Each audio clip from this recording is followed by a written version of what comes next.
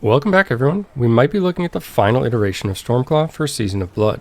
Previously we were speed farming tier 75, but now we can speed farm tier 90 plus with ease. The build is more than capable of clearing tier 100 and potentially speed farming that as well. Stormclaw can destroy seasonal bosses, farm Blood Harvest or Helltide, and is among the best builds for that content as well, making it hands down the most versatile Druid build of this season, and perhaps for any class. Let's jump right into the changes we've made and what they've done to propel the build even further. We've become far more defensive, and this is because damage certainly wasn't the limiting factor to continue pushing, and most of these changes can be swapped quickly if you want to move points for different content. For example, slide some points into Cataclysm over Petrify if the CC isn't needed, and Petrify is the first change we made. This is a massive crowd control skill, and with our insane damage, we're often able to clear the screen during it, and if not, we can at least pick off the biggest threats, making the remainder very easy to deal with.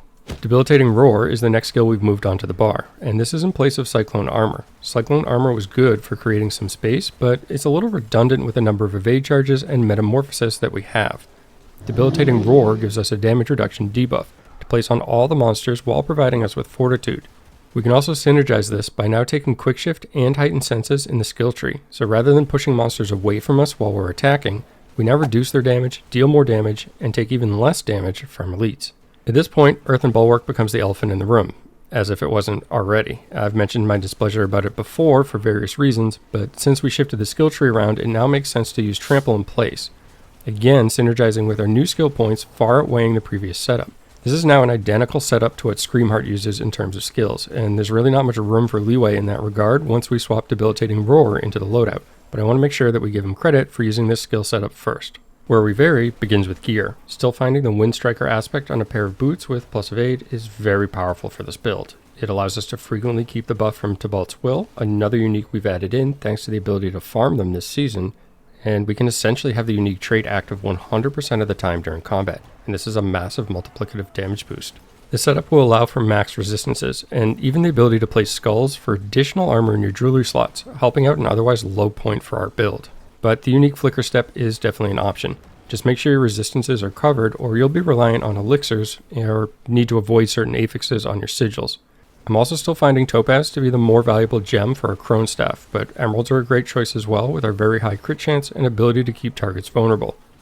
As many of you know, I'm not a huge fan of reinventing the wheel, and since we have Screamheart's skill set up, it makes sense to use the same Paragon so that the community isn't split, playing incredibly similar builds, needing to respec each time they want to try the other version, and in this rendition we dropped Fulminate, which was increasing our lightning damage, but with Cataclysm removed, Undaunted is the frontrunner to move in, just giving us more damage reduction. The gameplay is relatively simple to learn.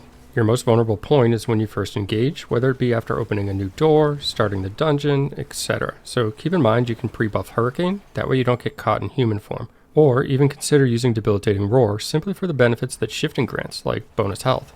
You're incredibly mobile, with Trample being excellent for granting bonuses and separating key targets. Petrify is basically an I win button versus elites, and it's frequently up with this build, so make sure to take advantage of it. Attack, and attack some more. Your Claw will regen health whenever you hit an enemy, or not, so spam away and Blood Howl provides a large heal, and attack speed increase for additional damage, and again, more healing. Don't be afraid to reset a fight. Your short cooldowns allow you to do so relatively easily, and it could prevent you from dying, especially as you push to higher content. Moving is still paramount to the build, so do your best to never stand still, but overall, you'll pick the build up quickly. Don't get frustrated if you feel fragile as you first begin to play it. In the pinned comment, you'll find a link to D4 builds with all the information updated to the current version. As always, thanks for taking the time to watch, and enjoy this build in Season 2. It's definitely worth a play.